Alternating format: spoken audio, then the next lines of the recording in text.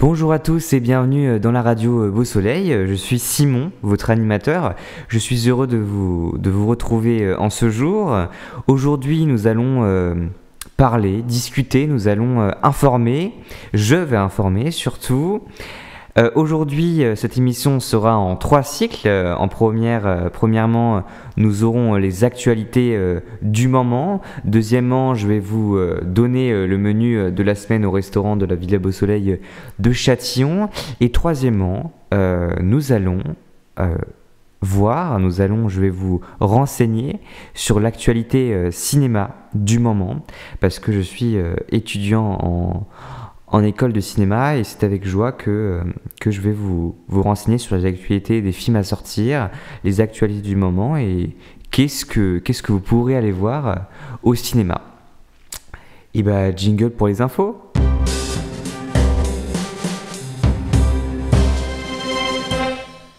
Les préservatifs seront gratuits en pharmacie pour les moins de 18 ans, a annoncé le président Emmanuel Macron, et pas seulement pour les 18-25 ans. Autre annonce, le dépistage de plusieurs maladies sexuelles transmissibles va être rendu gratuit pour les jeunes. Il l'est déjà depuis cette année pour le virus du sida. Le président russe Vladimir Poutine a affirmé être prêt à trouver un accord avec l'Ukraine pour mettre fin à l'invasion russe dans le pays, commencé le 24 février dernier. Tout en nuançant ses propos, cela soulève la question de la confiance, avec les pays occidentaux pour négocier, qui est à presque zéro, a-t-il estimé. Le Parlement européen est secoué par une affaire de corruption ouverte par la justice belge.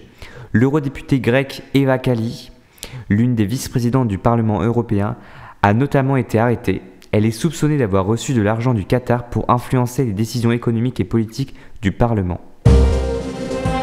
Au Kazakhstan, en Asie centrale, une ville de 150 000 habitants a été privée d'électricité pendant une semaine, alors que les températures ont atteint les moins 30 degrés. La situation a provoqué un mouvement de contestation dans tout le pays contre l'ancienneté des infrastructures énergétiques.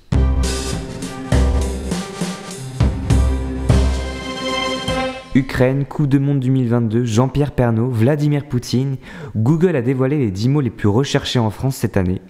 Dans le classement plus insolite des recettes de cuisine les plus recherchées, on retrouve clafoutis, taboulet, salade César, gombo et moutarde.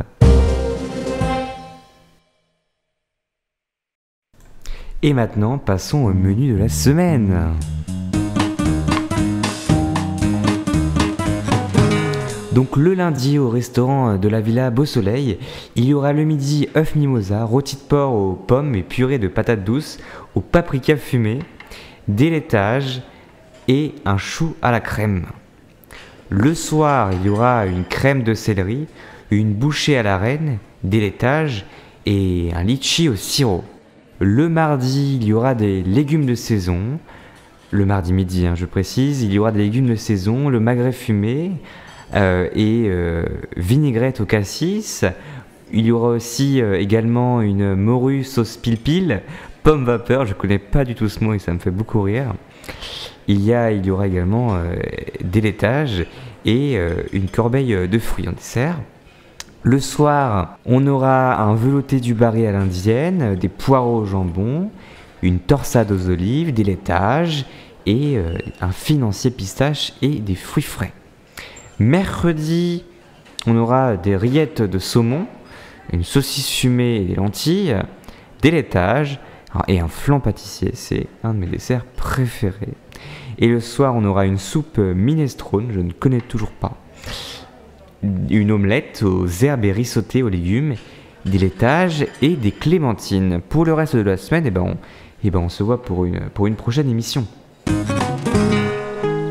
On finit l'émission avec l'actualité cinéma du jour. Pour commencer, alors j'ai fait en fonction de vos goûts parce que je vais pas mettre non plus de dessins animés pour enfants. Évidemment, je ne vais pas vous torturer. Quoique, il y a encore des dessins animés, des films d'animation, il y a beaucoup de films d'animation que j'aurai l'occasion de vous présenter plus tard pour adultes, des dessins animés plus élaborés qui sont très intéressants. Alors on commence l'actualité du cinéma avec Le Torrent. C'est un film d'Anne Leni avec José Garcia et André Dussolier. Ça raconte l'histoire d'Alexandre qui découvre que sa jeune épouse Juliette le trompe.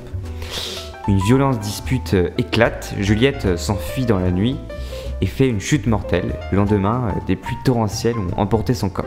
Le deuxième film, c'est Reste un peu de Gad Elmaleh avec Gad Elmaleh et Régine Elmaleh et David Elmaleh, donc toute la famille de Gad Elmaleh. Donc ça raconte l'histoire de Gad Elmaleh qui, après 3 ans à vivre dans l'American Dream, décide de rentrer en France.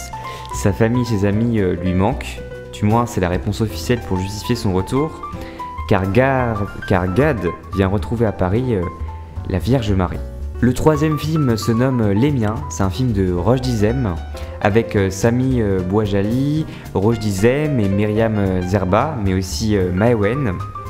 Donc ça raconte l'histoire de Moussa, qui a toujours été doux, altruiste et présent pour sa famille. Un jour, il chute et se cogne violemment la tête. Il souffre d'un traumatisme crânien. Méconnaissable, il parle désormais sans filtre et balance à ses proches leurs 4 vérités. Le quatrième film, c'est Simone, le voyage du siècle. Donc c'est avec Elsa Ziebenstein, Rebecca Marder et Élodie Boucher. Ça raconte le destin de Simone Veil, son enfance, ses combats politiques, ses tragédies. C'est le portrait épique et intime d'une femme au parcours hors du commun qui a bousculé son époque en défendant un message humaniste, toujours d'une brûlante actualité. Le cinquième film, c'est Maestro avec un S ou pas.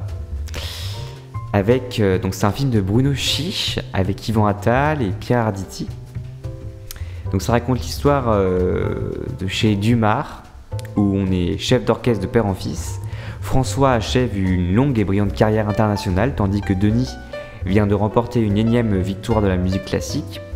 Quand François apprend qu'il a été choisi pour diriger la Scala, son rêve ultime, il n'en croit pas ses oreilles. Et le sixième film, c'est Les couleurs de l'incendie, un film de Clovis Cornillac avec Léa Drucker, Benoît Poelvoorde, mais aussi Alice Isaz.